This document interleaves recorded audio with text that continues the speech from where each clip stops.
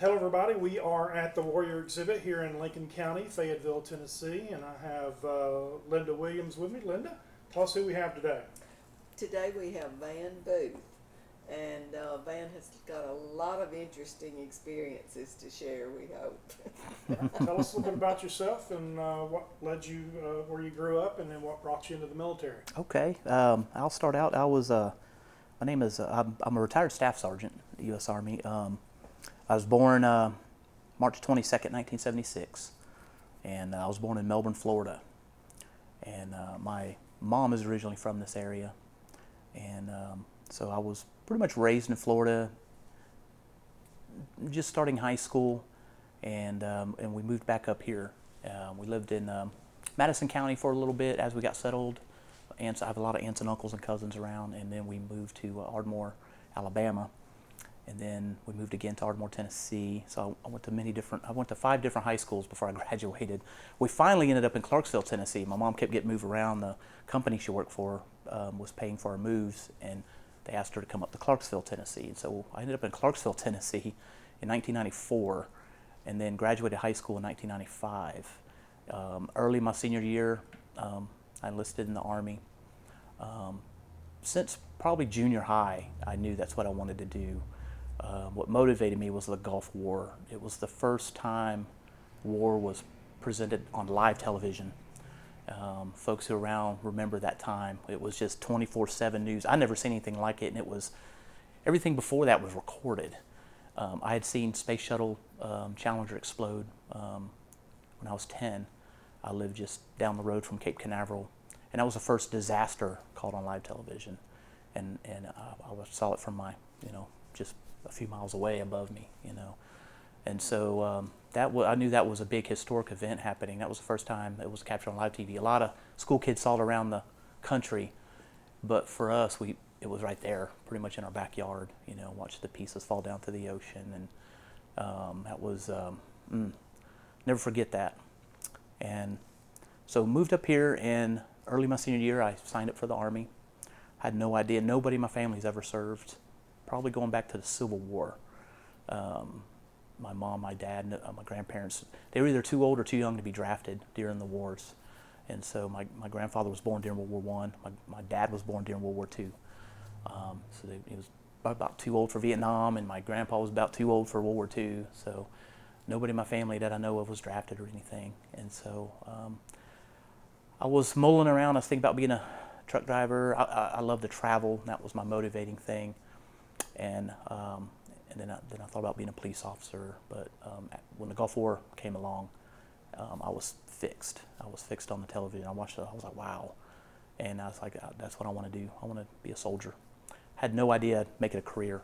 I'd looked at all, I had colleges I was looking at, Austin P and Murray State, and I did some college visits, and I was like, well, we didn't have a whole lot of money, and I didn't want to burden my mom with paying for education, so I was like, well, I'll go in the Army for 3 years, get the GI Bill, come out, and move on with my life. And I signed up early my senior year. I graduated in May of '95. 3 months later, I was off to Fort Benning, Georgia for basic training. I chose an infantry. They were pushing me to be a linguist interrogator, linguist interpreter. They were hurting for Chinese and Arabic speakers in 1995. And I was like, no. They're like, yeah, you need to walk around, speak 4 languages. And, I was like, no, go to school in California. But I was like, as a kid, when I played war, I didn't pretend I was a cook. I didn't pretend I was this. I was running around with a stick shooting. I want to do that. And so I went into the infantry. I chose a 3-year contract.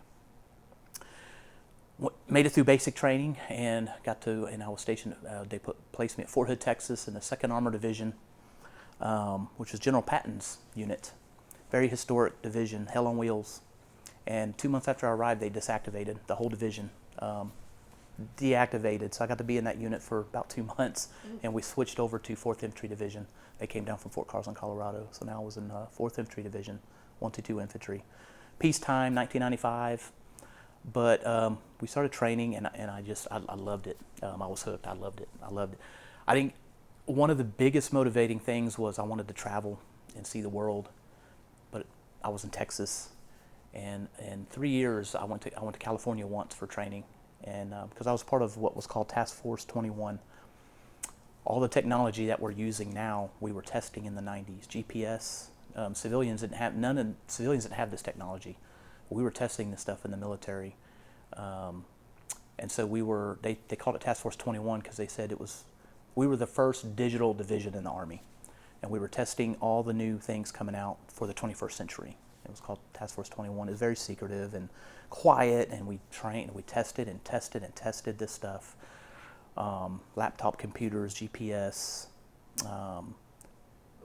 cameras for helmets, cameras for weapons, and just a wide range of things we tested. And it culminated in 1997 with the Advanced Warfighting Experiment, where the History Channel came down. That's when it just all went public, when they all came down to Fort Irwin to come and look at this stuff. And it ended up on a lot of TV shows like The Future of Warfighting and all these things. And for a few years as a private, I felt like a test rat. I was a 11 Mike, which is mechanized infantry, so I was a Bradley fighting vehicle driver. It's like a mini tank that carries troops in the back. And so I was a driver.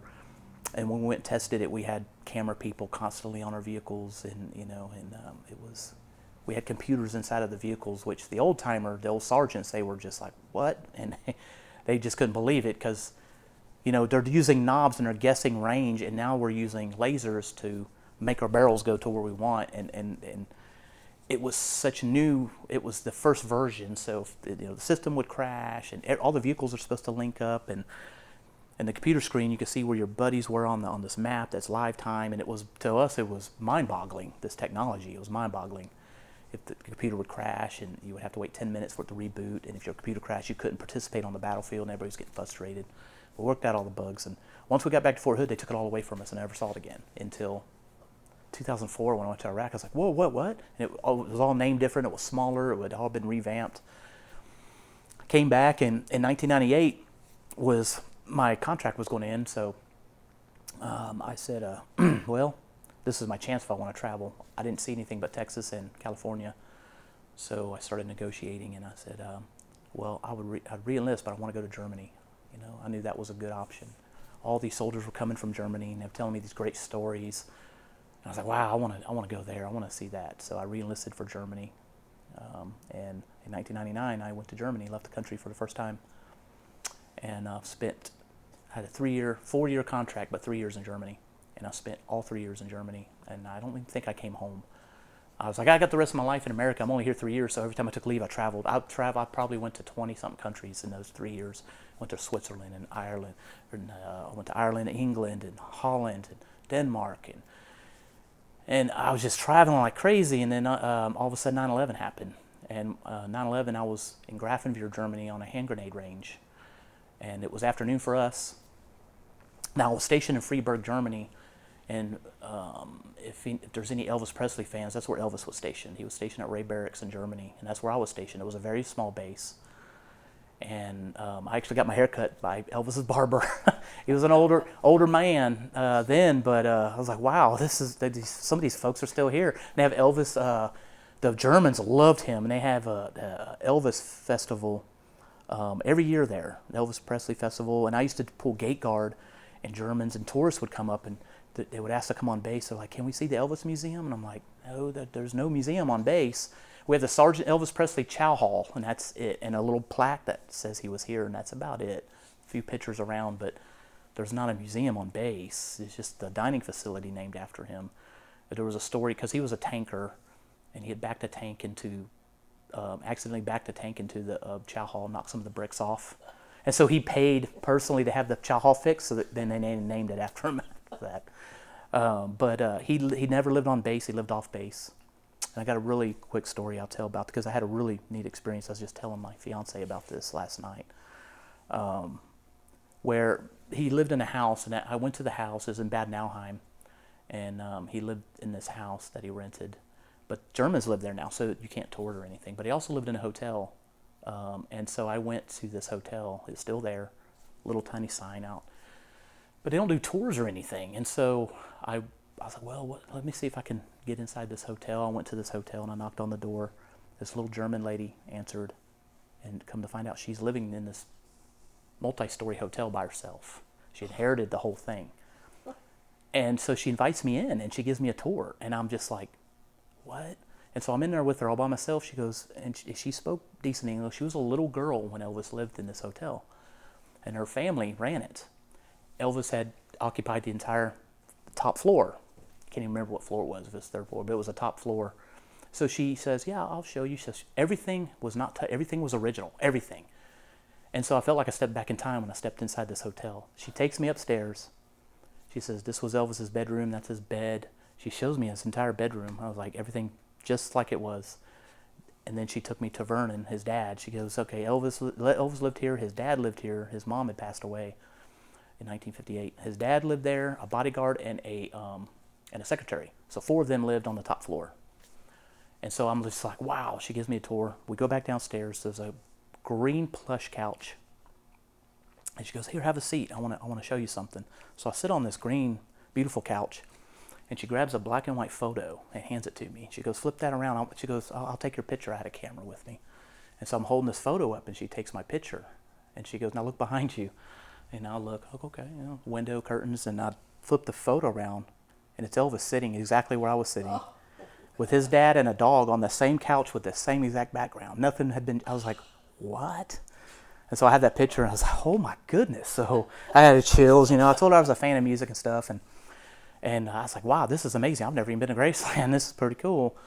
And then I said goodbye. This was one of the last things I did when I was over there, because once 9/11 happened, it changed everything. Our op tempo went through the roof. They were talking about stop loss on us. I thought I was going to get stuck in Germany after 3 years, which I didn't mind, but after 9/11, it got really busy.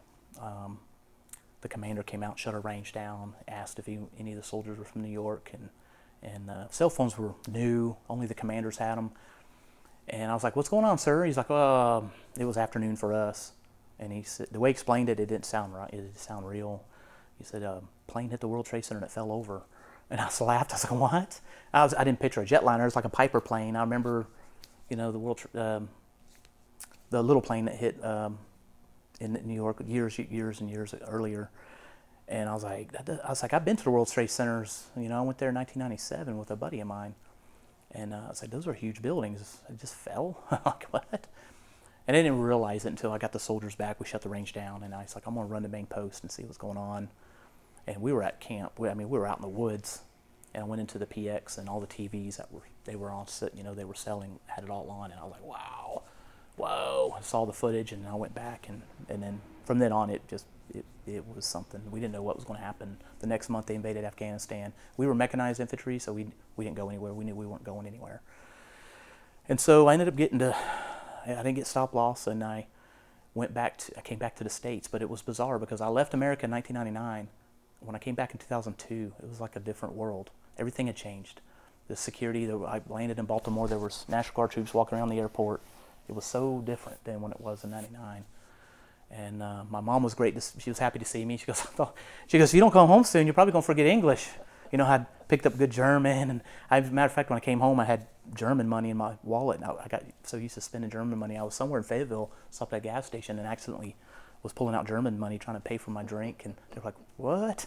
We don't take that funny money here, So, I got pulled over a few times because I was so used to being on the Autobahn, driving and at an Audi. And, yeah, you're not on the Autobahn no more, son. Slow it down, And so it was an adjustment getting used to being back in the States. I bought a car in Huntsville, and I had orders to Fort Lewis, Washington. So I went to Fort Lewis, out on the West Coast, and I was out there, and still the op tempo was high. I went to another non-deployable unit. So the very first Stryker unit, the new Stryker vehicles were coming out, and I was in the second one they were forming up. And the Stryker vehicles, basically, we were called medium infantry. It was like a tank but on wheels. And so we started training with those vehicles, and it was bizarre because we were a mix of light infantry and mechanized infantry, and we didn't really mix it because we were used to mechanized world, and it was light infantry, and they threw us all together. So we had to learn and work out a lot of kinks. Then Iraq happened, and Iraq came along in 2003, and we didn't go. We were non-deployable. So I missed out, and I was younger, so I was upset about it. I was like, all these years now. By then, I was in the Army almost 8 years, and I went to Kosovo in the year 2000 for a peacekeeping mission, and that's a whole nother. That was bizarre in itself. 6 months went over there, and seeing it just really my first time in a third world country. I mean, it was like lawlessness. There was no banks, there was no road signs, there's no kids are driving around, 14-year-olds driving around in cars. I mean, it was wild. It was like the Wild West. That's all I could equate it to. But we never got attacked. We had to prevent two groups of people from being. It's the first time I ever seen Muslims and another group not get along. And we were trying to prevent them from killing each other. They wouldn't mess with us, but we would have to escort school buses, because if they happened to come upon each other, they would just kill each other. It didn't matter if you were out farming; they would just slaughter a whole family, or they would shoot a rocket at a school bus. It didn't matter. It didn't matter. So we had to escort school buses to make sure kids got to school in time. That's what we did in Kosovo. So that's basically the experience I had in Kosovo, and that's all the deployment time I had. And so I was a little frustrated, and I was like, well, you know what? I'm going to go ahead and get out of the Army. So in 2003, I got out of the Army, and I came home, by then my mom had moved from Clarksville back to Fayette. She was living here in Fayetteville. So I came home in 2003, and she'd moved here in 1998, just before I left for Germany. I came back home, and I was watching the Iraq War unfold pretty much the rest of 2003. And I was like, you know what, I miss it. Maybe I'll go back in. Maybe I'll get to go over there. And so I signed back up. They were needing people. And so it was almost a year, and I signed back up. And they sent me to, I got to keep my rank. By then I was a sergeant. And they were like, well, you've already graduated NCO school. If you come back, you'll get to keep your rank. You don't have to go to basic training again or anything. You just go to a unit and start and just continue where you left off. And so I did that, and they sent me to Fort Riley, Kansas, and boom, straight to Iraq. I was like, wow, okay, wish granted. And 2004, I went to Iraq. I had a newborn son. I was married, newly married, and I went to Iraq in August of 2004 to Baghdad, and it was with 141 Infantry. We were called the Bastards of Baghdad for obvious reasons. It was a notorious unit, and the war was new, so the ROE was pretty loose. The rules were, roadside bombs were new, and we didn't have armor. We didn't know how to deal with them. They would say, just step on the gas and blow through it, and hopefully it don't explode on you. You know, that was how you dealt with it, because there was no standard operating procedure on how to deal with roadside bombs. You know, so those were new, and it was hard to catch these guys. You know, and they were using everything from washing machine timers. They would just stick a 9-volt battery and blow you up. We had 14. Now I went back to a mechanized unit, so now we have Bradley fighting vehicles with a lot of power. But our Humvees, you know, they were soft skins. They put reactive armor on the Bradleys. These bombs were so powerful that they were flipping these things through the air like a toy. You know, where's the turret? It was over there. You know, we took 14 Bradleys and only brought back 6 of them. Over half our vehicles were completely destroyed. A lot of guys getting injured, a lot of guys getting hurt. Our commander, he was killed on we lost a soldier in my platoon on my first wedding anniversary. And then we didn't lose anybody until my son's first birthday. My son was born on December 7th, Pearl Harbor Day. And so by then, I was at the Alamo, and our commander was killed. So the days that became good became bad. Like my first wedding anniversary, we lost somebody. And on my son's first birthday, we lost somebody. And so every time my anniversary came around or my son's birthday came around, they became dark days for me. And we lost a few people here and there. But in the fall of 2004, my first sergeant came to me and said, hey, we're forming this Iraqi army. We're forming the Iraqi army so eventually they can take over their country.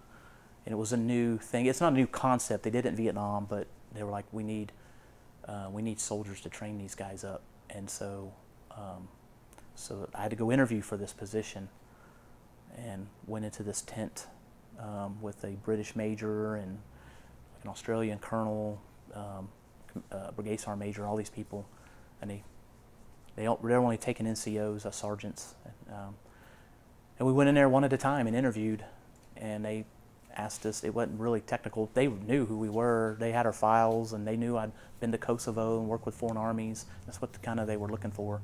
But I was the only one selected of my unit out of every one of us that went in. Didn't hear anything for a while. They said they'd let us know something in a few days, and weeks went by, and I figured I didn't get picked. But then we were coming in off a mission, and all of a sudden I was told to pack everything and go. I barely had enough time as I'd pack everything and leave my unit. And I didn't realize what I was getting into, but I left the safety of my infantry unit and moved to FOB Hawk, Forward Operating Base Hawk, which is what it was called. But it was 1,100 Iraqis that lived on this camp, and it was only like 20, 25 soldiers, American soldiers, and we lived with them on their camp. And so it was bizarre going there, because we were all coming in new from many different units. I was an infantry guy. We had MPs, we had artillerymen, and it was officers, NCOs, but there was nobody sergeant below. There was no privates or anything. And so they truck us there in this bag. They put us on the back of a 5-ton truck. There's no tarp on it. There's no armor, and you have to drive like a mile or two just to get to this camp. So you have to leave camp. You're in Baghdad, hoping you're like, whoa, feeling pretty vulnerable, hoping you don't get shot at or blown up, because you're just exposed. And then they drive us to these metal doors. They open up. We drive in, and the first thing I see is a sign that says, it's a Taco Bell logo, and it says the Alamo drive-through. And I was like, what? And we go in, and there's the Estonian army. We're in the guard towers. It looked like a prison camp. I was like, I've been to Germany, and I'd visited concentration camps, and that's what it reminded me of. And they drive us inside this, and this colonel meets us, this light colonel, and he tells us to drop our bags, pick a roommate, and meet us on the roof of this. They had 2 Iraqi buildings, big towers, and that's where all the Iraqis were living, the soldiers. They were marching all around. It was busy on the camp, and I was like, wow. I had no idea. I was like, what am I doing? That during the interview, it was vague. They said, oh, you're going to be like a drill sergeant. You're going to you're going to have like 40 Iraqi soldiers. Oh, by the way, they don't know English. You may or may not have an interpreter. I'm like, so I got to teach them how to march, but like they don't know English, and I don't know Arabic. Like, yeah, so you have to do it through an interpreter. And I was like, oh my goodness gracious. I went into it thinking that's what I would be doing. I'd be staying on this camp with them and training them, training a foreign army. I was like, oh, okay. They don't have enough that's usually what special forces do, but they don't have enough of them because they were forming all these Iraqi army units all over Iraq. So I was in the 303rd ING, Iraqi National Guard, they called them. They eventually became the Iraqi Army. And so they were new. They had Colonel Mohammed, who was a character. He was in charge of the Iraqi Army. This guy was one of the few that knew English, and he had worked for Saddam Hussein. He was Saddam Hussein's anti-aircraft. We actually had a nickname for him. We called him Little Saddam. He looked just like him. He had the mustache and everything. He looked just like him. But he knew English really well, and he was a Shia, or he was Shiite, just like Saddam was. And most of his unit was Shia, so it was bizarre. He goes, "Yeah, we're all military. We all just get along here." But the Iraqi army was so vulnerable. They were getting attacked. They were getting attacked more than the Americans, more than we were, because they were doing everything they could to prevent these units from standing up. Because they knew once they got power, then we would leave and they would be in charge. And so they were getting slaughtered all the time. And they didn't have what we had. They drove around in pickup trucks, and no helmets. And it was so bizarre because they were doing things that we didn't want them to do. Like, we would issue them. We gave them so much gear. We gave them helmets, and they would just sell them. They would sell them and put our little hats, little soft caps on. We gave them, each jacket was $175. So I was like, I can't even get one of those. And we were giving them American military jackets that were the Gore-Tex jackets, $175 a piece. Giving them to 1,100 soldiers, you can imagine the money. And they would sell them. We would give them first aid kits. And they would sell them. We'd see them downtown in the markets and the bazaars. Like, we just gave these guys this stuff, and they're all for sale. And so it was rough. It was really rough at first. But we go in, and within it was a 5-acre compound, FOB Hawk, and in the middle of it was called the Alamo, for obvious reasons. If you know the history of the Alamo, that alone was scary. But the 20 of us lived in this fenced-off area, and Iraqis weren't allowed to just come in there. We had our own little gate and everything. And the very first day we were there, we got mortared attacked. We got a rocket attack, and one of the guys left. He couldn't deal with it. He's like, "No, I'm not doing this." To come to find out, I wouldn't just be training these guys, but we would be going out on missions with them too. And I was like, "What? We haven't even trained them yet." Like, yeah, they're already out doing missions. They would send out hundreds of them sometimes, like ants. and only 6 of us would go with them. And we would have 2 Humvees, and we would go out, and they're like, just stay behind them, because their whole mantra is spray and pray. They shoot at everything, and they don't aim at nothing, and they'll get into these firefights, and you just gotta, you don't know who's shooting at who, and you just gotta stay behind them so they'll shoot you. And I was, wow, my goodness. Not a whole lot of discipline going on. And the very first mission, our very first time out with them, they got attacked. They went out alone, and they got attacked. And they ran into an ambush, and then we went out there. And we just drove into it, and it was a 7-hour battle, of them just shooting. And I'm a gunner in a Humvee. I'm up in a Humvee gun, exposed, and the first thing I see is an Iraqi soldier laying in somebody's driveway bleeding. And I'm yelling at Iraqi, hey, you go help that guy, And he's like, oh, inshallah, inshallah. I'm like, what? Meaning, whatever happens is meant to be. And this Iraqi soldier ended up dying because they wouldn't go and, he got shot in the leg. They wouldn't, provide first aid for him. So he bled out, I was like, you could have saved him, And we drove up, and there was cars with insurgents in them. They were shot up. They were just shooting. And I see one Iraqi soldier, he's just standing there in somebody's yard, and he's just shooting this guy. And the guy's dead already, but he just is still shooting him. And I'm yelling to him to conserve ammo, like, he's dead already, stop, but they don't know what I'm saying. I'm screaming at them. They don't know what I'm saying, and I'm just trying to yell and direct. And the there was a master sergeant, and he'd been there for a while. I could tell he'd been there a while, because he was just like, he was one of the guys that was getting ready to leave. He was kind of taking us out, right seat ride, showing us the ropes, and all of a sudden these Iraqis show. It was so bizarre, but we were told they're allowed to do things that we can't. You just follow them and try to stay safe, and because they bring their prisoners back to our camp, they do whatever. They were handling their own prisoners, and so the things they did to brutality, we had to witness, and after a while, I was like, you know what, these are the guys trying to kill us anyway, so whatever, you just get numb to it, I guess, after a while. But that first day, they brought out a couple of these insurgents they had caught, and they took them to the pickup truck. We were following pickup trucks with these Humvees, and they tied their ankles up on the bumper and kind of held their legs, and then they took off, driving down the road with their heads dragging on the pavement. Two of them dragging down the road, and they just took off. And I looked down, I was like, do you see this? And the master sergeant was like, yeah, hey, screw it, follow them, said the driver. So we followed, we didn't even know, so we drove out of that fight and drove into downtown Baghdad, and we're following this pickup truck. And he's in there, there's a whole bunch of Iraqi soldiers in this pickup truck, and these guys' heads are bouncing on the ground, and they're dead by now because they're dragging them down the road. Their heads on the pavement, and they're holding their legs. And we're in a busy town, city. This Baghdad has millions of people, and we make a U-turn. We stop in the median, and they dump these bodies off. And one of the Iraqis runs up to me, and he's like, Mister Marker. And he's asking for a marker, and I grabbed a Sharpie and threw it down to him, and he ran off and grabbed a piece of trash, cardboard, and he wrote Arabic all over it and threw it on the bodies. And then we U-turned and went back to the fight. We left those bodies there and went back, and I was like, what in the world is going on? And it was just a chaotic 7 hours. Some of the Iraqis, they had gotten ambushed, and so they just unleashed everything. One of the Iraqis, we drove up, and one of them was holding somebody's arm and hugging it, and it was an Iraqi's buddy that got blown up, and it was pretty gruesome stuff.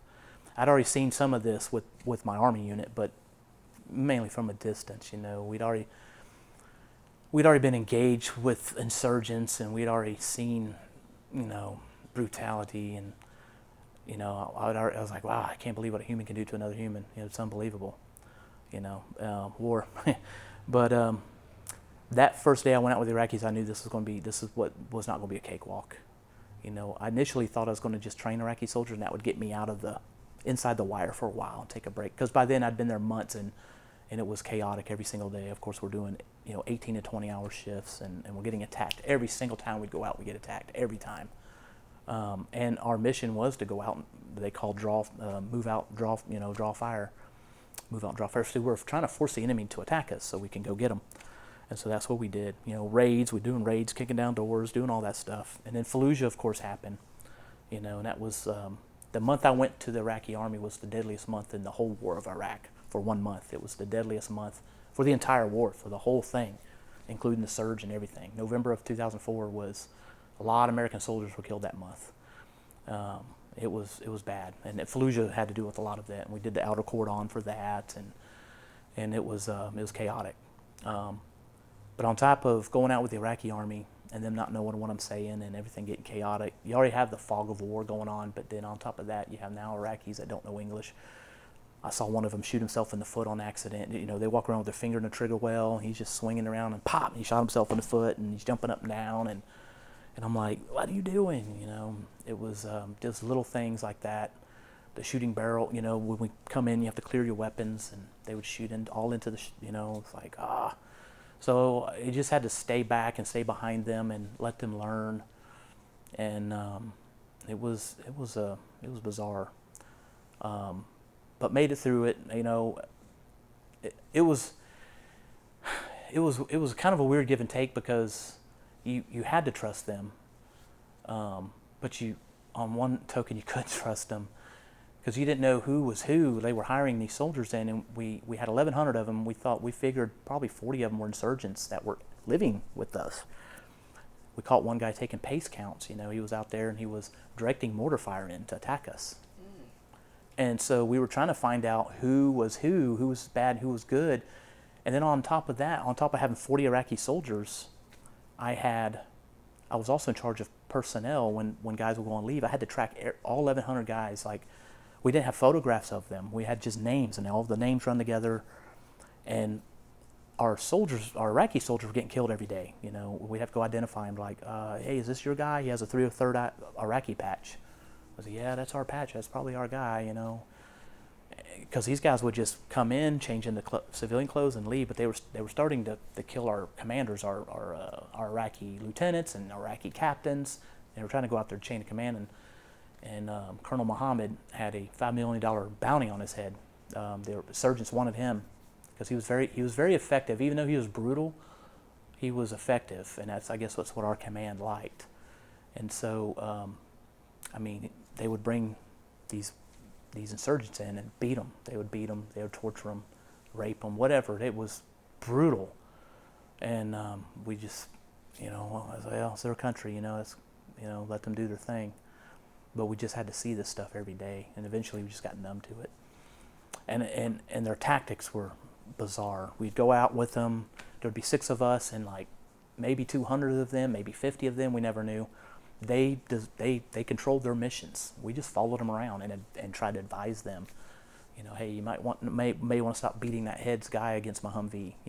They would capture somebody and just start wailing. They would run up to me, Alibaba, bad guy, and they just start beating him and stuff him into the trunk of his own car, drive his car back to us, and it was just so surreal. You never knew what you was going to see day by day. One day the gates opened and a Rolls Royce came through, and we're like, in this dusty landscape, like, what in the world is pearl white Rolls Royce with a bunch of Iraqis sticking their weapons out and shooting in the air, and they park it, and I'm like, what is this? And they're like, Uday, and they found Uday Hussein's Rolls Royce with one of Saddam's sons, and they brought it to our camp.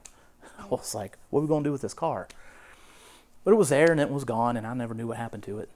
Took some pictures with it and stuff. That was about it, but it was something.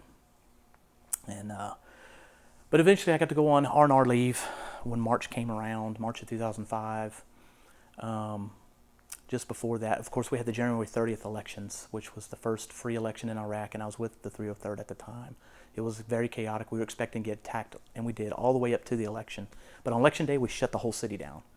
Of course, we had curfew from, I think it was from 9 at night to 5 in the morning. And so no one was allowed out. No one was allowed to be on the roads. No one was allowed to be outside. No one was allowed to drive. And if they were, it was open game. They could be shot and killed, because usually they put in the roadside bombs at night. If anybody was out at night, they were up to no good, because everybody knew of the curfew.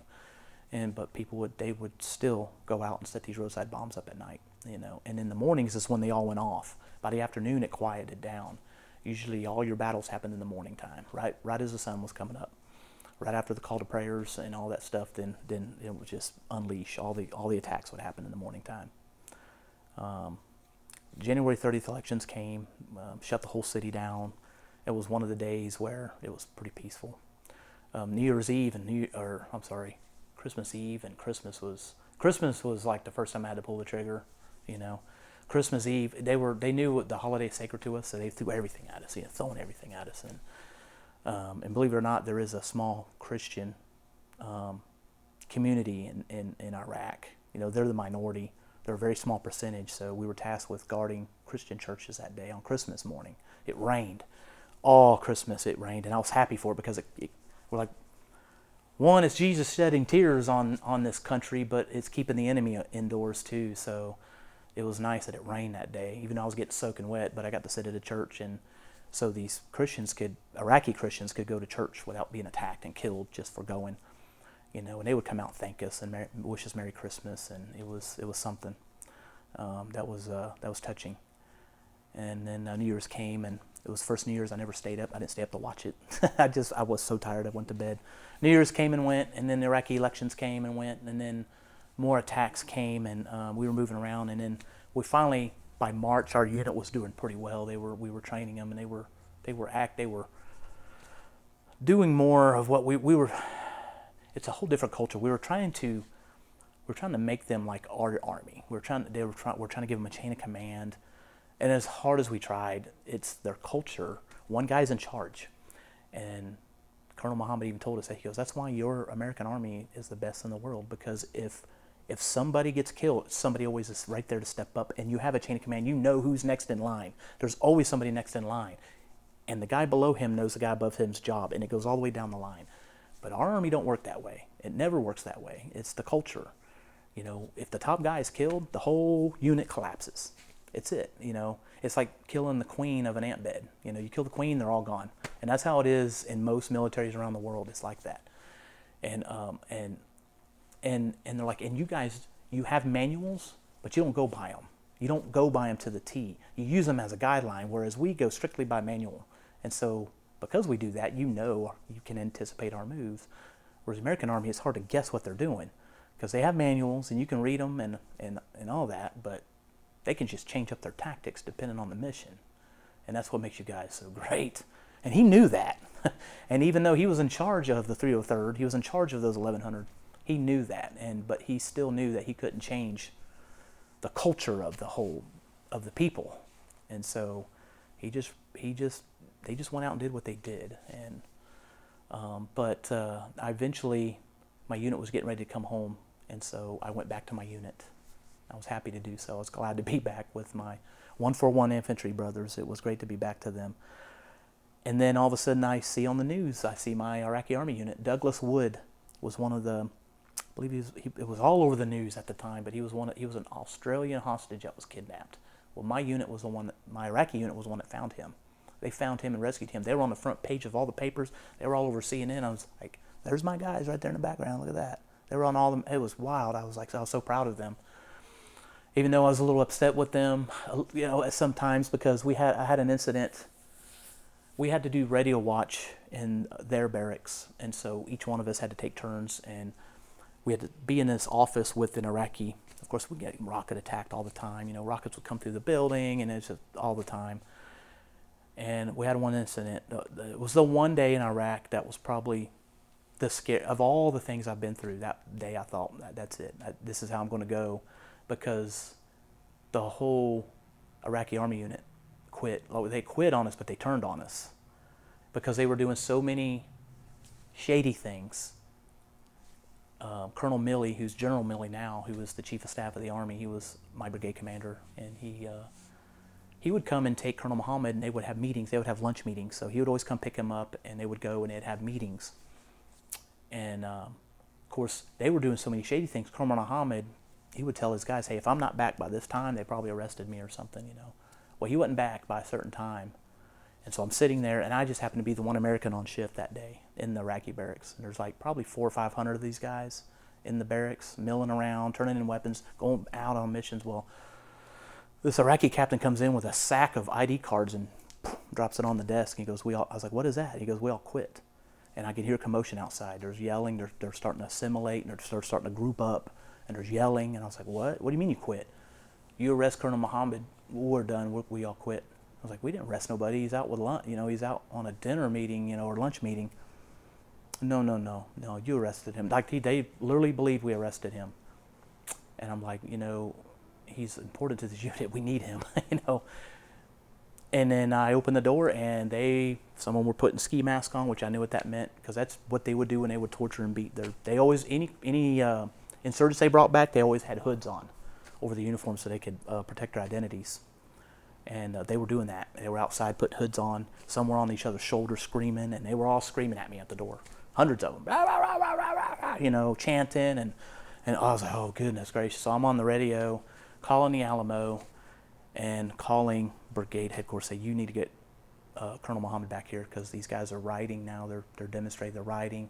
They're starting to kick the door now. They're starting to beat on the fences and shaking the windows. And I was like, these guys are going to bust in here, and they're going to hang me. They're going to lynch me. These guys are going to come in here. I'm the only American here, so I'm the one they're directing the anger to. But I was like, you need to get him back. And I told the Iraqi captain, I was like, you need, so I'm on the radio. They finally get Colonel Muhammad on the radio, and I hand it to the captain, and it's Colonel Muhammad talking to him. And I said, are we good now? And, get done with the radio. He goes, no, y'all are making him say that. So they thought we were forcing Colonel Muhammad to say what he was saying. And so then things just escalated from there. And I'm back on the radio. It's like, no, seeing is believing. You need to have him here in person. Have him back here. This is right before I was done. And so they're kicking the door, and I'm like, okay. So I lock and load. I told that Iraqi captain, I said, your guys are going to get me in a rush, but if they come through that door flying in like that, I'm just going to open fire. They'll get me, because I only have 210 rounds, 30 round mags. There's hundreds of them, like ants. They'll get me eventually. But I said, but I'm taking a bunch of them with me, and I was ready. And they're kicking the door, and some of them went around actually to the Alamo, and we're shaking the fence out there. And so Colonel Muhammad finally gets back, and all of a sudden it's just like nothing happened. They all come. He got them all in formation. They got their ID cards back, and he yelled at them, "How dare you do this to the Americans? They're here to help you. How dare you?" He chewed them all out. But then, I had some that were my buddies, and they were like, "Oh, hello," all smiling, and I was like, "Man, seriously? After what you just did, you acted like you just flipped like that." And then they flipped right back to nothing happened. "Oh, good, it's all good, mister, it's good. No problem." I'm like, yeah, what? So from then on, I never fully trusted them again.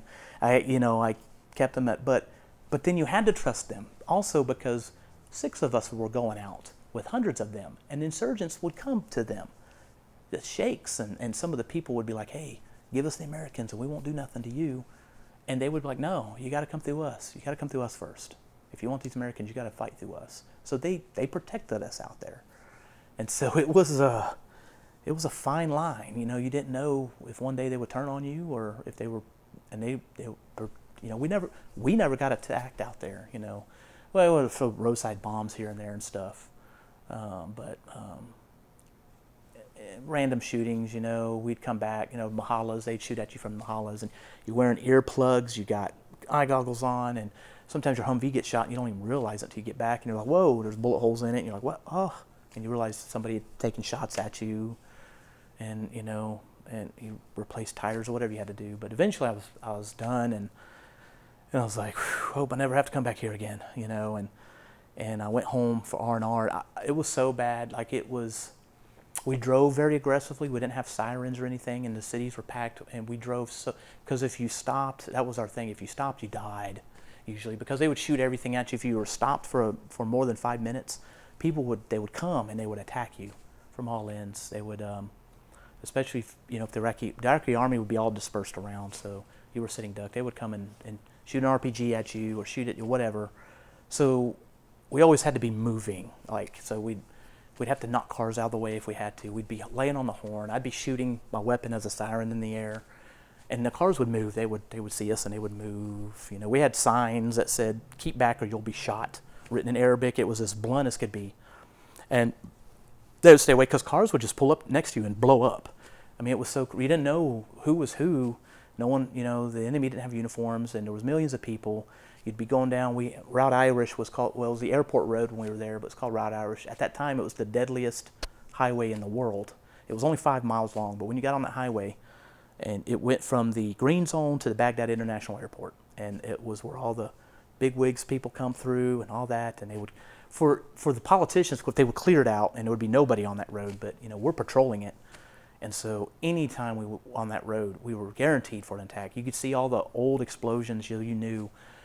Even when you went underneath bridges, I have to aim up, and we'd have to swerve because people drop grenades down on top of you. Pedestrians walking over, drop stuff on top of you. Cars would sit on entrance ramps, and it's like an interstate highway. And you would drive by, and they would just drive up and pull up next to you and blow up. So you were constantly swiveling around and doing this, which meant stay back. So you're constantly trying to keep traffic away from you all the time. And we didn't have the technology we did. They had lasers, and we were they're like, shoot through the engine block, shoot through the windshield. Stop the driver, whatever it takes, stop the driver. And I had to do that a few times where I had to shoot through windshields. And amazingly, one time it was a taxi cab, but the car just kept coming, and it just wouldn't stop. And I'm doing this, and then I'll bop, machine gun through the windshield, and the car just slams on his brakes, and the whole family gets out. And I was like, what? And not a single round hit anybody. The whole family gets out like, whoa, holy. And the driver taxi's like, whoa, whoa. And I'm yelling at him, what are you doing, and then we left. That was it. And I was like, holy cow, I can't believe that. But those other times, it would be off in it, because I had a saw and a 240 Bravo machine gun, so it reaches out pretty far. And so sometimes you're just shooting down, and you see tracers hitting and people running, and the driver's like, you want to go down there and see? I was like, nope, I don't want to know. Because I know if I see innocent people I've hit or whatever, because somebody down there shooting at us, and then I have to provide cover fire. The purpose of the cover fire is to keep the enemy's head down, so the Iraqis can maneuver down there. So I'm shooting basically over their head, down into the city or whatever, down the road in the city, trying to stop whoever's shooting at us to stop shooting. Because sometimes you'd be driving, you get hit from the side, ting, ting, ting, bullets hit, and then you're like, you swing around, you open fire. You just have to react. And so I was like, no, I don't want to go down there. I don't want to know. The Iraqis are down there. They got it. And we'd move on to the next thing. It was something like that every day. But eventually all that ended, and when I went on R&R, I purposely left my driver's license in Iraq, because I would take turns driving. Sometimes just the gunning part would wear me out. And so the medic would actually come up and gun. Our medic, he would come up, and then I would drive, and we would take turns. And so I was the aggressive driver, jumping over, driving in oncoming traffic, hitting the horn and driving and jumping over and trying to pass cars. And so you're constantly like this, always ramped up. And so I was like, I don't want to be that way. I don't want to drive. When I go home, I just want to relax. And I came home, and I saw my son walk for the first time on my birthday. I just happened to land in Kansas City on my birthday. And my son was walking. He was 8 months old when I left, and now he was walking, so he came up to me in the airport. So I walked for the first time on my birthday, and it was great. And then it was like a 2-hour drive back to Fort Riley. And I was flinching at the guardrail. We never drove on the sides of the roads. We always drove in the middle. And so my wife is driving, and I'm flinching, and I'm like, So I knew right away. I was like, well, okay, I just got to, something's going on. But it was a quick 2 weeks home, and I went back to Iraq, and I only had like 2 months left, so it was the downhill, which is the dangerous part because people get complacent. I got put into another platoon, and I was at E5, and then my squad leader just quit. Like, he was one of the guys that was stop-lossed. He was a guy that he was just about to get out of the Army, and he was on his way out, and then he got stop-lossed, and they said, no, you got to stay in the Army, you got to go to Iraq for a year. And he was, what?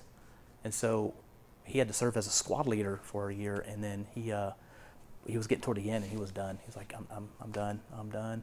And so they elevated me to his position, and all of a sudden I became a squad leader. Now I got like 8 soldiers I'm in charge of, and now it's like I got to get these guys home alive. We've got 2 months left, and people have asked me, what's your, of 20 years of the Army, what's your biggest achievement? And I said, I brought all my guys home alive. That's what I consider my biggest accomplishment. Because I ended up going to Iraq again down the road, and it was a little different. But I came home, and everybody got 30 days of leave to kind of decompress. Because I got there a little bit later, I had to stay there a little bit later. So I got put in Kuwait for a month. After all that time in Iraq, I got put in Kuwait on a celebrity escort detail. So after all that, and I'm still, now all of a sudden I'm in the desert, and they took all my rounds away, they took my armor away, and I feel vulnerable, because I'm in Kuwait. Kuwait's safer, but you're still in the desert.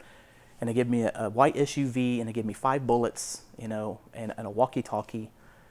And I had to drive around Kuwait. Like, I had to go to Ali Al Saleen Air Base, pick up whatever celebrity was coming in for USO shows. I picked up Kelly Clarkson, and Charles Barkley came, and Robin Williams came, and all these, and I was like, the cast from the spring, all these people were coming, and it was bizarre. The NBA trophy in the trunk of the, and it was kind of a bizarre thing. Doing escorts of vehicles to the Persian Gulf to load them, and we only brought back 6 of our Bradleys. Any Bradleys that were destroyed, they would issue us a new one, but the issued one had to stay there. We had to leave it behind.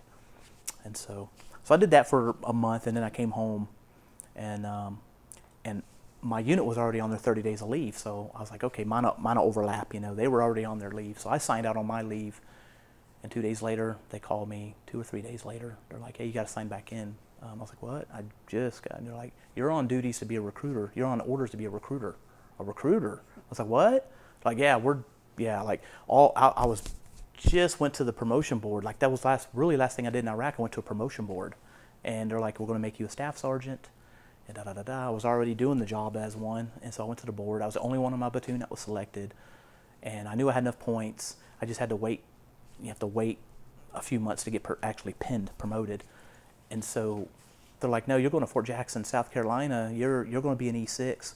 We need drill sergeants and recruiters because everybody's deployed. We got to fill these positions. So I was like, what? So all those E6s were getting pulled for drill sergeant and recruiting duty. And I just, the token, that's what I got. I got recruiting duty. So after 3 days of leave, and I was just getting used to being home, I had to sign back in, and I do all this paperwork and all this stuff. And next thing I know, I'm in Fort Jackson, South Carolina. Just got home from a year. And now I'm leaving my family for another month and a half for school, and I'm on recruiting duty. And they're like, well, it's like the mafia of the Army. Once they got you, they got you. You have to do it. It's either that or sign a declination statement and get out of the Army. I was like, I just came back in. And he's like, well, they got you, So I had to do 3 years as an Army recruiter. And I was supposed to go to Arizona, then they moved me and they had me go to New York. So I was in upstate New York. It was the height of the Iraq War. Now the surge was about to happen. And everything was anti-Bush, anti-war, and I was in New York, and so I had to hear that. They gave me 10 high schools. I show up, they're like, here's the keys to your van, go find me somebody to put in the Army. It was snowing, it was wintertime. And like, go find me somebody to put in the Army. And I was like, they handed me a map. And they're like, yeah, you got all of this county. I had to drive 30 miles from my recruiting area. It was very, very rural. They didn't have a Walmart in that county. They had a Kmart, and that was about it, and everything was rural. So I had 10 high schools. Some only had 15 seniors in them. Some only had 20, 30, so I had 10 high schools. And so I didn't even really know what I was doing, so I'm just driving around in the snow. And there's nobody outside, I was like, I don't even know where to go. And so that was a whole new thing I dealt with. And so I did recruiting duty for 3 years. I learned the ropes, got a little successful at it. And then my 3 years was ending, and I got to choose where I was going to go, and I chose Alaska. It was considered an overseas tour. And then my wife was pregnant with our second child, and I was like, well, I can't see us driving to Alaska in the wintertime and getting stationed up there in those temperatures and all that. So I changed it. I was like, well, let's just go back to Fort Riley, Kansas. And so it was the only stateside. They offered me Germany, Korea, Alaska, and Fort Riley, Kansas. It was only stateside. So I went back to Fort Riley. And when I went back to Fort Riley, they're like, going back to Iraq. So Iraq, recruiting duty for 3 years, and that was working it was 6 days a week working. It was from 9 to 10 at night. It was rough. It was, that one almost broke me, that duty. It was bad. It was really bad. A lot of stress and a lot of, we had recruiters commit suicide, and it was because the mission, they were trying to get 80,000 soldiers a year. And so they were hard on us. They were really hard on us. If you didn't put anybody in, you got punished. They didn't call it punishment. They call it low roller training or whatever. And basically they would send you a whole bunch of slides, and you have to, do market analysis of your area, and then you have to do a presentation in front of your peers on why you failed the unit that month, you know, and it's embarrassing and it's meant to be painful. You have to drive 200 miles to it, you know. You're getting ready to go home for the night. It's 10. They're like, oh, no, you got to fill all these slides out. You have to be here at 5 in the morning. Oh, by the way, it's 200 miles away. And so you're up all night filling these slides out, doing charts and graphs and figuring out your market from the Marine Corps, the Navy, and the Marines, and where you're failing, and you're trying to figure this out. Then you got to drive 200 miles, and then you got to present it, and you got to sit through everybody else's presentations of people who didn't produce or didn't put in one person in that month, and that's how they get you, you know. And it's meant to be painful. It's meant to make it to where you don't have to do that again. and I only had to do it one time, and then I got to figure something out, you know, and so I started, you know. I was in a small office. There was only 3 of us. When I got there, I was the only combat veteran in the whole company. And I was like, why am I here? You know, I was fighting it. I fought it. Why am I here? I'm blue collar Army. I am not white collar Army. This is a white collar job. It was the complete opposite of everything I've done. And they're like, well, you've been to Iraq and you can tell the story. And after that, I was like, you know, I was infantry. I was like, I don't think some of these people should know that or want to know that. You know, what I went through is not what the normal soldier goes through. You know, I wasn't a cook. I wasn't, you know, support. I wasn't even combat service support. You know, I was there. You know, it was every day out there. My story's a little different. Well, you know, the fact that you've been there, you have credibility. A lot of our recruiters are getting bashed on because the high school kids were like, well, have you been to Iraq? Well, what do you know about it? Like, how can you tell me about it when you haven't been there? You know, so they were getting a lot of blowback from that. So they started wanting combat vets to be recruiters. So I was the first one in my company, and it was rough. It was rough because I also had soldiers around me who weren't deployed, who never been deployed, and so I felt pretty alone. And you know, in this office, you know, I was stuck in this office and trying to get people in. But my last year was my best year, and I made it through. And they wanted me to stay because I'd gotten pretty decent at it. And I turned down promotion, and I think it was an $80,000 bonus. They're like, we'll give you $80,000 bonus and promotion if you stay recruiter for the rest of your career, become a 79 Romeo. And I was like, nope. They're like, really? I was like, no. I was like, because it's affecting my health. My health ain't worth that. I'd rather go back to Iraq than actually stay and do this longer, because it was that bad. It was that stressful. Recruiters were committing suicide. I was like, you know, they took that, and that's buyer's remorse I didn't want. They took the $80,000, they got promoted, and then they shot themselves. And I don't want that. I don't want that. It was because once you become a station commander, it's even worse. I was like, it was already bad as a recruiter, but once you're in charge of an office, it's even worse because you get a lot of heat from upstairs. You know, the headquarters. So I went back, and then soon enough, I went back to Iraq. When I went back to Iraq, it was 2009, and I was fully expecting what I was my first tour. I was like, you know, another year of this, but it wasn't. It was things had changed drastically. Obama was now president. A lot of things have changed. You know, on the Humvee, you know, first time it said, "Stay back or you'll be shot." This time it was, "Please keep back. This is a friendly provincial government. You know, please, you know." And I was like, oh no, you know, like it had changed, but it became grapes and goats missions, I called it. Basically, we were going out with like USDA and DA, Food and Drug Administration, teaching Iraqis how to grow grapes and raise goats. And I'm like, they've been doing that for thousands of years. I think they got this, you know, but they were adamant about those type of things. We had to take people out, civilians, but I didn't realize it at the time. But when we got there, we were starting to pull out of Iraq. We were starting to down. We were like pulling. I didn't go to Baghdad my second time. I went to Balad, Iraq, and then I went to a outpost actually in the town of Balad, near Anaconda Air Base, and our mission was to work ourselves out of a job. Basically, we had to shut down our base, and that's what we did.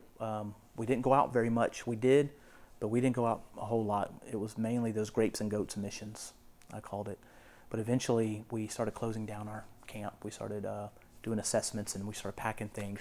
It ended up being the largest logistical operation in the history of the United States. It was unbelievable. It was very, very organized. It wasn't like the Afghanistan pullout last year in 2021, where it was complete chaos. It'd been years in the works, so you had billions of dollars of equipment that had to be moved out of Iraq. So you had semi trucks constantly, 24 hours a day. We're pulling things out. We were tearing down wires. We were sanitizing the camp to turn it over to the Iraqis. We're pulling out our nipper wire, our top secret wires. We're pulling everything out and taking our equipment out. We weren't allowed to go out in Humvees anymore. We rarely, and by the time 2010 came, we rarely went out. And we just shut our camp down. And then they actually sent us back home early. And 2 months after we got home, they officially declared the Iraq War was over.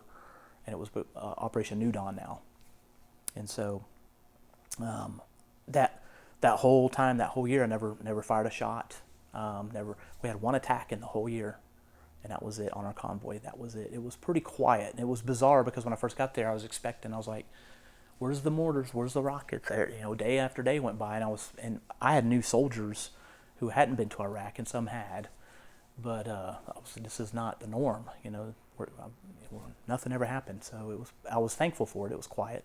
The younger soldiers were wanting to get into it, but I'd already been into it, and I was like, I don't want to do that no more.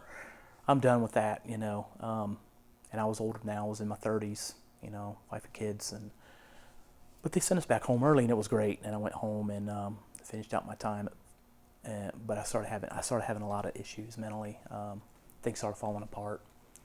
I didn't realize what was going on. In recruiting, I'd blown up on my station commander many times, threatened him and stuff, and just lost my mind sometimes. I had bad anger issues, and I didn't realize it was because of Iraq and all that stuff. And so yeah, I was dealing with that, and eventually I ended up getting a divorce, and then my best friend who I'd served with in Iraq my second time, him and two other guys I'd served with in Iraq got killed in Afghanistan. So I lost my best friend in Afghanistan, who I'd brought home alive from Iraq, and he moved on, and I moved on, and he went over there and he got killed, and same unit that I was with, but it's just the unit went to Afghanistan, and I ended up going to Korea. And so losing him was kind of the low point right there. So I was like, I need to get out of here. I need to get out of. I've been at Fort Riley now 4 years, my second time, and marriage falling apart. And I was like, I need to get out of here. Where can I go? The only thing they always have Korea open, no matter what. Korea, because Korea is considered a hardship tour. And so I said, I will take Korea. I will go to Korea for a year, get out of the country for a year, and figure things out. And so I volunteered to go to Korea, and I went to Korea, and they put me up near the DMZ, got combat pay because I was in Area 1 near the DMZ. It's still considered an active combat zone because the Korean War never officially ended. It's just the armistice. So if you're within striking distance of North Korea, which is called Area 1, you get combat pay. So of course, infantry, they put me up in Area 1. There's Area 1, 2, 3, and 4. Anything north of the Han River is Area 1. North Korea can reach you with artillery. And I think they say 80 or 90% of their army is at the border at the DMZ. And they told us, when I got to Camp Casey, Korea, they told us our life expectancy is 7 minutes if North Korea invades. 7 minutes. Because they already have our motor pools, our barracks. They already have it plotted out. North Korea knows where we're all living. They know where our vehicles are. They know it all. And they're like, your job here in Korea is not to fight them. I didn't know this. I was like, well, there's not very many American soldiers in Korea. There's a few thousand, but then like South Korea has like 40 million soldiers. So they're like, yeah, their job's to fight the North Koreans if they invade. They can invade at any time. Our job is to go into North Korea with scientists that are there, and defuse their nukes, their nuclear sites. That's it. And get civilians and stuff out of Korea. That's it. And I was like, oh, okay. So I was like, well, I'm here for a year. Hopefully nothing kicks off. Every soldier thinks that when they go there for their year. Hopefully nothing happens during my year. And so that year went by, and I came home in 2014. But that year in Korea helped me out a lot because I wasn't idle. I got to go over there, and I got to be on a Bradley again. I had the best training year in years. I got I shot distinguished with my crew. I'd worked my way up. I was a Bradley driver, then I was a gunner, and now I was a Bradley commander. I was commanding a vehicle, and then another vehicle of soldiers. And we went near the DMZ to shoot a lot of gunneries. That's just so North Korea can hear it and they know we're there. A lot of it's head games back and forth. And so they can hear us out there shooting against the mountains, and so we're out there shooting. I did 2 gunneries and did really well. Got my whole crew medals. They got their first Army Achievement medals and stuff. And because because we shot really well. We shot distinguished. I think my crew, we were like 4 seconds away from Top Gun. We were distinguished. We were so close, and that was my mess up on the gun. But I had a good year, and I knew now I was coming up on 20 years, getting ready to retire. So I knew when I went to Korea, that would be the last time I shot live rounds. That'd be the last time I did really that kind of hard training. Everything was winding down. So I came back home in 2014, and I went to Fort Lewis, Washington again. And that's where my ex-wife and kids were living. I went to Fort Lewis. I knew the next base I went to was where I was going to retire from. And so I went there in 2014, and not long after I was there, I submitted my retirement packet. They're like, "You're just getting here, you're retiring?" I said, "Yeah, I'm coming up on my 20, I'm done." They were downsizing the Army so much, they were cutting 30,000 soldiers a year. It was hard, and we didn't have really money to even shoot bullets. And I'm like, if I can't train my soldiers, I don't even need to be here. We're stuck in classes a lot, and I can't get them out to the range. Afghanistan is still going on, and if we go, twice I'd already brought my soldiers home alive, and and if I go again, they need to at least be trained. And so they're like, "Well, you want to stay?" I was like, no, I'm just going to go ahead and retire. If they want to cut 30,000, I'll take somebody's spot. And I've done my time. 20 years is enough. And so in 2015, I submitted my retirement. When I did, they put me to pasture. I got to work with the Department of Public Works and do logistics for Fort Lewis. I got to work in a warehouse with furniture, everything, and then I retired January 2016. I signed out on terminal leave, and I came home to Tennessee. Got back here in Fayetteville, March of 2016, and I discovered a few months later. I discovered this place, and came in and submitted a photo and everything, and it was pretty neat. But that first year in 2016 was pretty rough because the VA, I was blessed because the backlog of disability was so long that they hate, like, hey, we got this fast track program where you can submit all your VA stuff while you're still in the Army. And so I got to submit, compile everything, sit down with the VSO while I was in the Army, while I was in uniform, do all these things, and it was a large packet. And there's like, okay. And then I got to hand walk it to the VA right down the hallway on Fort Lewis and hand it to them. And they're like, okay, now we just need one more piece of paper. Your DD-214, your retirement paperwork, bring that, we'll put it on top. Then you'll be on terminal leave. On the next day after you retire, we submit it to the VA. And so it was all done. And so I came home. I had to wait until March 31st, my official retirement date on April Fool's Day was when it was submitted to the VA. 3 months later, they came back, you're 90%. A few months later, they're like, yeah, you're done. So they rated me 100% disabled. A lot of mental and physical injuries and stuff, and so I was like, now what? What now? I went to New York City and saw my best friend. I hadn't seen him since 1997. We were really close when we went to basic training together. We were privates. He was the one I went to New York City with in 1997. He took me to the World Trade Centers. Come to find out, he was working there, and he was in the World Trade Center on 9/11. In the North Tower. He made it out, and I didn't know this until 2010 when I found him again in Iraq. Facebook. I created a Facebook in Iraq just so I could keep touch with everybody, and I found him after all these years. I'd lost touch with him, and I found him, and then come to find out, he was in the North Tower that day and made it out. He was working in there as a security officer, putting himself through college. So I flew back and visited him again in 2016, and got caught up with him, and he told me his minute-by-minute story of surviving 9/11 that day, minute by minute. It gave me a whole new perspective on the whole thing. Thinking, all the reasons why I went everywhere, a lot of it was, because of 9/11, and so it was good seeing him again. Then in 2018, I decided, let's back it up a little bit. I don't know how much more time I have. Just whenever, okay. Because all that stuff led to kind of where I'm at. But going back, I'd met Charlie Daniels in Iraq, that first tour. It was very rare for us to see a USO show just because we were always out on patrol. I missed so many people when they come over. And so I never got to see the shows that all the soldiers got to see because they were on the base. They were there. We were always out doing missions. So we always missed those things. We were kind of jealous. All all the people in the camps got to see everybody, and we were out, doing the fighting. They were enjoying all the stuff, but it is what it was. It's just the nature of our job. But I did get to see Charlie Daniels, and stayed in touch with him. And from then on, for the rest of my career, he would call me Sarge, and we'd stay in touch. And in 2007, on recruiting duty, he played the county fair, and I got to meet him. The radio station, I did a side job working with the radio station, and they had me go onto the bus and sit with him. And he kicked everybody off the bus, and I sat with him for like 30 minutes, and we talked. And I was in uniform because I was working duty at the county fair. And we talked, and we stayed in touch. And from then on, from 2007 on, anytime our paths crossed, he would have me come out and see him. So I'd saw him in Washington State, I saw him in Winchester, I saw him in Georgia, wherever I was in the Army. He would check in on me. Hey, Sarge, I hadn't heard from you in a while. Where are you at? And I was like, oh, I'm in Korea. And he would always give me these bits of advice. In 2014, I was at Fort Lewis, and I was getting ready. I still had a ways out to retire. I was like, I'm 2 years out.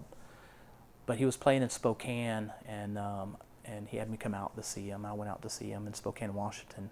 And he was the first person to ask me what I was going to do when I retired. It stunned me because no one had asked me that yet. And I was like, I don't know. And so he gave me this advice, and his advice was, Charlie Daniels loved the military, absolutely loved the military. A lot of people never know how much he did. Like, he never talked about a lot of the things he did behind the scenes for the military, but he absolutely loved the military. If you trashed his religion or the military, that's when you would see the ugly side of him. He would come after you for that. He was very, very opinionated about that. And I started calling my surrogate grandpa, really, because he would always kind of keep me in line. He'd always give me advice, and so when he asked me what I was going to do when I retired, I said, I don't know. He goes, where are you going? I said, well, I'm going back to Tennessee. He goes, yes, Tennessee. No place like it. I live there. I was like, that's God's country. That's heaven. He goes, I tell you what, when you get home, go fishing, think, then do. And I was like, okay. I didn't really grasp what he was saying until I got home. He said, go fishing, think, and then do. And so I did that. And of course, when I came home, he played the Grand Ole Opry on my 40th birthday. I got to go see him, and then I got to go to church with him a few times. And then, he did this thing every year, in Mount Juliet, a barbecue and thing. And, I got to take my mom to meet him. And every time I got to meet him, I would try to take somebody with me that never met him. I'd take my friends and my family to meet him just so they could see how good of a person he was, And so I got to do that a lot. It was really neat. I got to take some Vietnam vets. I got to have Vietnam vets meet them, and they'd always wanted to, and it was really cool. He loved the military, and so go fish and think then do. So I did that. I went fishing, did a lot of thinking, and then but I was in a bad spot, and I didn't know what my future held, and so I was listening to him on the radio. He was going to be on the Grand Ole Opry. It was one of those times I was home. I was driving around here somewhere, and he comes on, and but he donated his time slot to veterans working with this songwriting group called Operation Song Freedom Sings USA. And these veterans were going up and singing their songs, and it was Memorial Day weekend, and one veteran went up and sang the song called Last Monday in May about Memorial Day. And I was like, wow. So I looked into this program. I was like, I want to get involved with this program. Maybe I can do a song or something. And so I emailed Bob Regan, who's a award-winning, national-known songwriter, wrote Keith Urban's first hit. He's written a lot of hit songs, and he was the CEO. He's the one that started this whole thing. He'd retired as a songwriter. Now he wanted to do songs with veterans, help them get things out. What he says is a lot of things are mixed up in your head, and they take those pieces and they put them together, and the songwriters are able to do it in a way. That's their profession. They're really good at it. And this program I credit with saving my life, because I was on a downward spiral, and so I contacted him, but I held out for many months, and then they were doing a thing up in they were doing a showcase in Murfreesboro, and I drove up there, and I kind of hid in the corner. I didn't want them to know who I was. I just wanted to see what they were about. It's like, make sure it's not somebody taking advantage of veterans and soldiers. And so I sat in the corner, and these veterans were coming up, Vietnam vets, World War II vets, singers, songwriters. They were coming. Hunter Girl was there. And all these folks were coming, and they were doing veteran songs. Some of the veterans were singing their songs, and I was like, wow. And a lot of those words were saying what I was feeling, and it was all different genres of music and everything. It was amazing. So and then Bob Regan and this songwriter named Don Goodman. Don Goodman, he wrote Angels Among Us for Alabama, and he wrote Old Red for Blake Shelton, Dixie Road for Lee Greenwood. He'd written a lot of hit songs. And he walks up to me, and he kind of looks like a hippie. He's got a little long hair and little glasses, and he goes, "Son, are you a veteran?" I was like, "Yeah, how do you know?" He goes, "We've been doing this long enough to know." He goes, "Why don't you come out to a retreat? We're doing one, we need another veteran." And so next thing I know, I'm on Music Row in Nashville at the historic Quonset hut. Well, they had me standing on the spot where Patsy Cline recorded Crazy. I couldn't believe it. I was in this very historic building. They're like so many. I love history and music, so when they collide, it kind of brings a nerd out in me, And so I was like, I don't know anything about songwriting. Like, if you got a story, then you got a song. And so I drove up to Nashville, met them up there, and the first guy I see in the parking lot is a songwriter named Aaron Barker. Another guy, he looks like a hardened motorcycle gang member or something. He walks up and introduces himself, and I had no idea who this guy was. He's a Songwriters Hall of Fame. He'd written numerous number one hits for George Strait, and he wrote, George Strait, I guess, had 60 number one hits. He wrote the number one of the 60 number ones. Love Without End, Amen is considered the best one. He goes, I don't care about your religion, but when the President of the United States, or your political affiliation, but when the President of the United States says that's his favorite song, man, that's a good thing for a songwriter. And I was like, wow, that's pretty cool. And he goes, now I'm on, I get more recognition than George Strait these days because he also wrote the Bluebell jingle. When you hear the Bluebell commercials, that's his voice singing the song. That's him. He wrote that, and he sings them. And I was like, wow. I was like, wow, okay, they're playing these songs. Like, okay, these guys know what they're doing. But I had no idea what I was going to write that day. And there was only 5 of us veterans and 5 songwriters. Each one, we were paired with one. We'd go to a writing room, and I brought all my journals. I'd written many, many journals when I was in Iraq, and throughout my 20-year career, I've written a lot of journals. And I brought them all with me because I drove up there. I was like, I don't know. There's too many stories to tell. What am I going to say? How can they put something in 3.5 minutes? Is what I was thinking, but they're so good at that. And so when I got there, I finally said, you know what? I want to do one about my friend Bo Hicks, who was killed in Afghanistan.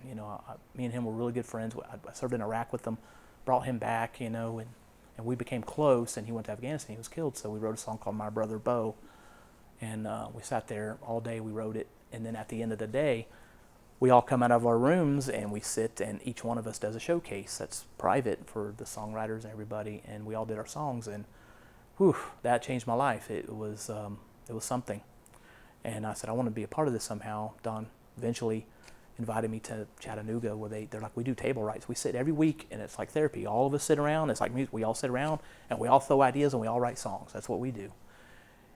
And the thing is, each veteran that comes in, we write a song, and it's cost-free to them. It's a nonprofit, and they get a copy of their song, and it's anything they want to say. It don't even have to be military-related. And then I come to find out they're bigger than what I think. They do children's retreat for children who lost service members, who lost their mom and dad. They do women's retreats for women veterans. They do Gold Star retreats. They do all these retreats. And I was like, man, this is amazing. And so I started going to their weekly classes in Chattanooga, and then it helped me so much. I wanted to give back somehow, so I announced in 2018. I was like, I'm gonna go walk across America, and so I said I'm gonna walk from. I don't know how I'm gonna do it. I'll figure it out. But I spent the whole year planning, and I said I'm gonna walk from California to South Carolina to raise awareness of veteran suicide and to, if I can, raise a little money for them too along the way, and I self-funded it, and I didn't. I had no support vehicle. I had no nothing. I just went and did it. I researched everybody who had done through walks before. I talked to everybody I could find. I started buying gear. I started assembling, and I started doing this quietly. I just started, every month I'd buy, okay, I need socks. I need this. And I started learning what I needed and how because I was like, I'm not going to stop. I want to be successful at this. And so then in February of 2019, I drove out to California. I parked my car at a friend's house. I said, here's, you watch the car for me, and I'll be back to get it. And I took off, and I launched off on a 3,000-mile walk. I took a guitar with me. I carried a guitar with me the whole way for symbolism. I took all the strings off of it. I started having people sign it, put stickers all over it. And every 500 miles I'd walk, I'd put a string on, symbolizing healing. So the guitar, it can't play its music like a lot of veterans that commit suicide. They're not here no more to play their music for us. So every 500 miles, so my goal was 3,000 miles, 6 strings. Every 500 miles, I'd put the string on. I put a string on until I got to South Carolina. I put the final string on, and it's playable and it's healed. And I was kind of healing myself. I ended up calling it like a therapeutic pilgrimage, I guess, for myself. It was helpful to myself too, and it was great to be out alone. I wanted the biggest challenge I could. I started in the Sierra Mountains, which was in March, near Donner Pass, where the Donner Party was. I figured in March it'd be a little bit warmer, and it was, come to find out, at Lake Tahoe. If you've ever been to Lake Tahoe, the town of South Lake Tahoe, there's a beach called Regan Beach. Bob Regan, who started Operation Song, that beach is named after his dad.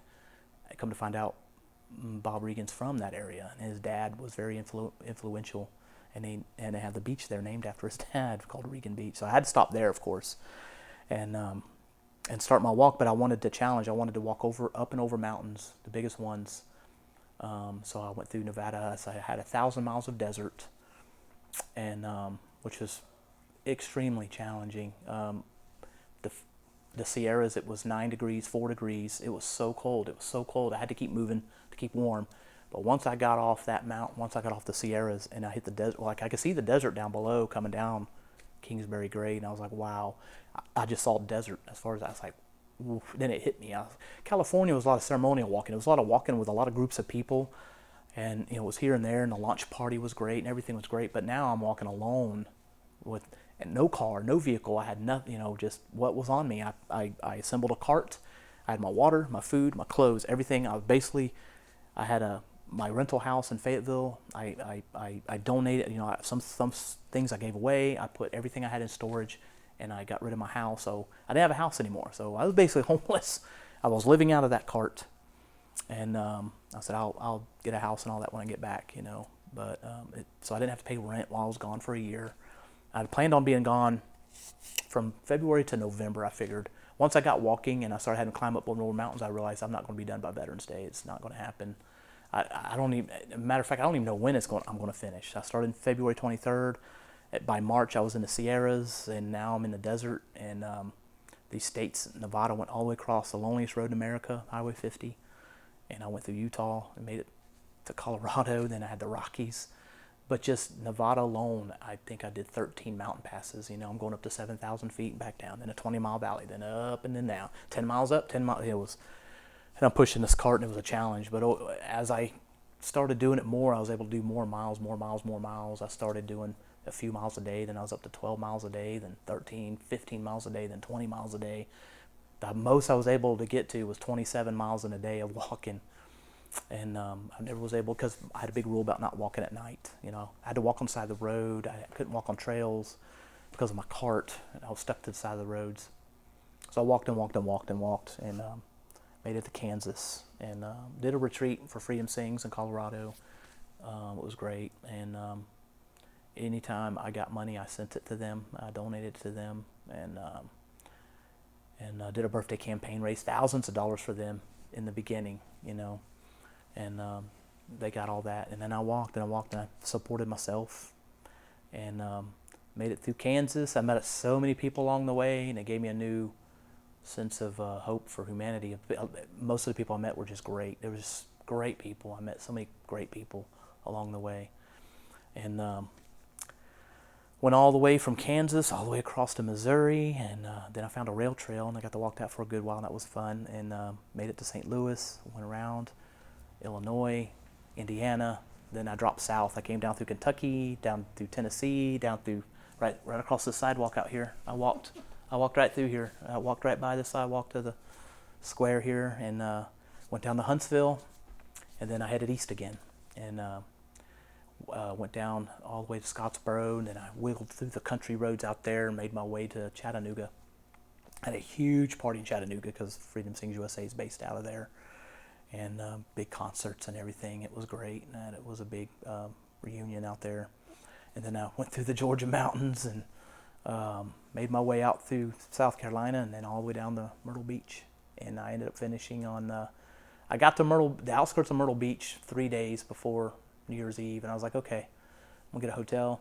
and I'm gonna get ready for this because it's gonna be a big finish. I didn't plan anything. I was just like, I'm gonna finish. I'm gonna walk into the ocean, and that's it. I'm done. But as I got closer to the end, people started planning things, and the vet center contacted me from Myrtle Beach. They're like, hey, could you come by and talk to us on the way to Plyler Park? And then the news got wind of it, and they were interviewing me all along the way. And then the bikers, the Patriot Guard riders met me on the side of the road. I was walking, and the guy who runs it, and he stopped me on the side of the road and said, hey, we're gonna block all the roads. We're gonna get the police department and everything involved. I was like, whoa, you don't have to do all that. I said, I'm just happy to have a sidewalk at this point. I'm ready to just walk. No, we're closing all the roads. New Year's Eve, we're gonna close all the roads off, everything. And I was like, holy moly. So I got to the hotel, and I was 3 miles away. I could see the towers of the beach, as the condominiums. I was like, golly, the ocean. I was like, I'm walking to the ocean. I'm walking for months. And now it's within almost sight of the ocean, and I get there, and now the news media's coming. I had to do live spots that morning. My platoon sergeant from Iraq came. People were coming in from all over the country to this big finish, hundreds and hundreds of people. And it was all over the news, and the media was coming to my hotel, and every 20 minutes I had to go out and do a live spot, and then I'd run in and get ready, and then I'd run back out there to the reporter and talk again and come back, and they're advertising it like 1 p.m., this is where you need to be. And I was like, oh my goodness. And then one reporter walked with me the whole way. So then I left the hotel, and people I was in Iraq with, people in different points of my career walking with me, and it was amazing. I'm just pushing, walking the cart. I didn't get a haircut or shave the whole time, so by then I looked like a vagrant by then. As a matter of fact, it's somewhere, have you ever been to Myrtle Beach? You're going toward Myrtle Beach, and you have these welcome centers. They're like really tourist traps to get you to come in and buy things. But there was no motel, so I did a lot of stealth camping, where I would wait until nightfall. I'd pull off the road. I'd sleep in whatever I could find, woods or whatever, and I would sleep. Out west it was easy because a lot of open range, a lot of public lands. You could sleep anywhere. In the desert, I did all that. If there wasn't a motel, I had to camp on the side of the road, and I would sleep behind gas stations or behind dumpsters or whatever I could find. And I went behind this building because they had gates that closed the parking lot. It's like, no one's going to drive in here and drive up on me. So I went behind the building, and I set up camp, and I was like, I'll get up before the sun comes up, and I'll be out of here. No one even know I was there. Leave no trace. Take my cart and leave. And I was sleeping in the grass. It was a warm night. I was like, oh, this is nice. And this woman pulls in. I was like, oh my gosh, somebody actually got through, and she worked there, and she was running me off. She's like, get out of here, you vagrant. She was scared of me. She had no idea what I was doing. I was like, ma'am, it's okay. And I'm like in my sleeping bag, and I'm like, oh, let me pack up. I'll be out of here. No problem. She goes, you're trespassing. I'm like, trespassing? And then I went to talk to her, and she rolled her window up. And I was like, oh, no, it's okay. My beard was long, had long hair. I looked pretty rough. And so I got it. And so she drove off, and then she pulled around the parking lot and went far away, cracked her window, kept yelling, you need to leave. I'm going to call the police. I'm like, it's okay. I'm leaving. By then I'd been stopped by 12 police officers, along the way. Someone called and said there was a homeless man pushing a grocery cart up a mountain. It was my cart, and so I had to deal a lot with that. But it was all in good fun. We laugh about it, And but I was like, I'm so close. I can't get in trouble, So I packed up and got out of there as fast as I could. But got to Myrtle Beach, and I went to the vet center and had a good talk with everybody there, and like, oh, you got to come back. You got to be our, we have a veterans parade. And you got to be our grand marshal and all these things. And I was like, oh. And then Mark Wills, who's a buddy of mine, he became a member of the Grand Ole Opry, and he wanted to come out to the Opry. And I was like, oh, all these things were. And so then I made it to Plyler Park, and some of the Freedom Sings USA folks were there, some Vietnam vets, and I kind of fell into their arms, man. It was wild. It ended right there, and then 3 or 4 different news agencies mic'd me up. I had to do interviews right away, and then they ran off so they could edit them. And then one guy, one of the veterans from Freedom Sings, got me and Emily a hotel up on the beach overlooking the ocean. And so we finished. It was New Year's Eve, and I got there 3 days. I was like, we'll just finish it New Year's Eve. People are off work; they can come out, and we made it a party, and it was great. And so we finished, and we brought a New Year's at Myrtle Beach, and I came home and very optimistic about 2020, and then everything stopped in March. I went Charlie Daniels, his very final concert. A lot of people don't know this, but I already had, during my walk, I said, I'm going to go see Charlie again, and now I get to take my, take Emily with me to meet him and her dad, but his very final concert he ever did was in Huntsville, Alabama. It was the last one he ever did. It was Friday the 13th in March of 2020. And right after that, everything locked down. So I had all these. I came back, and at one point I was relieved because after the walk ended, I was like, I can relax. But now I had all these speaking, like I had all these things people wanted from me. Like I had the speaking engagements. I had all these things, and I was like, holy moly, I'm gonna be super busy now. I had to go up to the Tennessee State Capitol for the resolution and all. I was like, holy moly, and it was busy. And that first week of March, it was really busy. I went to the state capitol, and then I had something at Jack Daniels, and then Charlie Daniels was Friday. Then everything shut down. All the things I had things out, and I had so many things around I had to do, but everything got canceled all the way through June. So I was like, now we can take a break.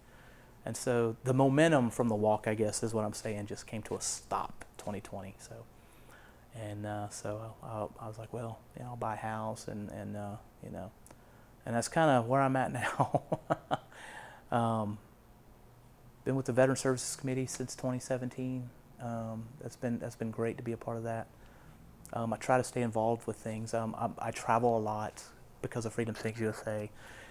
I've been trying to slow it down a little bit because I'm writing a book about my experiences, a little more detailed than what I've spoke about. That led me up to the walk, and I love Freedom Sings USA. I got to serve on their board of directors for a year, and then they asked me to be their vice president, and I declined just because I didn't want to get too busy. But I love to be involved with them. I just absolutely love it, and because that group saved my life. I tell them that all the time. You guys saved my life, because I had no idea. A lot of veterans they're missing a sense of purpose, and so I lost my sense of purpose for a while. I was like, I don't know what I'm going to do now. But you got to pull up your bootstraps, and you got to find something to do. So I try to remain positive about everything I can, because you can come back from hard times. Everybody's story is different, Every veteran that served, they all have stories, and everybody's suffering and pain. It's all valid, no matter what they've been through, whether they've been through combat or not. It doesn't matter. I respect every veteran. If they raise their hand and serve, I tell them, I've had Marines come up to me in California, and they're like, oh, well, I don't feel, I didn't do anything. I just served. And I was like, well, yeah, but you served, though, You shouldn't feel, a lot of them beat themselves up because they didn't go to combat, and I was like, it shouldn't be that way. I said, you served. You have my admiration and respect regardless. It doesn't matter, because you can't choose where you're sent. You can't choose where you go. I didn't have a choice of being a recruiter. I didn't want it. I fought it fighting tooth and nail, but I did it. And I got good at it, and I just got to do it for 3 years, and actually, I'm still friends with a lot of the kids I put in the Army. Some of them are still in the Army today, and they're doing really well, and they thank me. They thank you so much for, talking me into doing this. And I was like, I said, you did it. All I did was show you the way. You're the one that rose your hand. I didn't force you.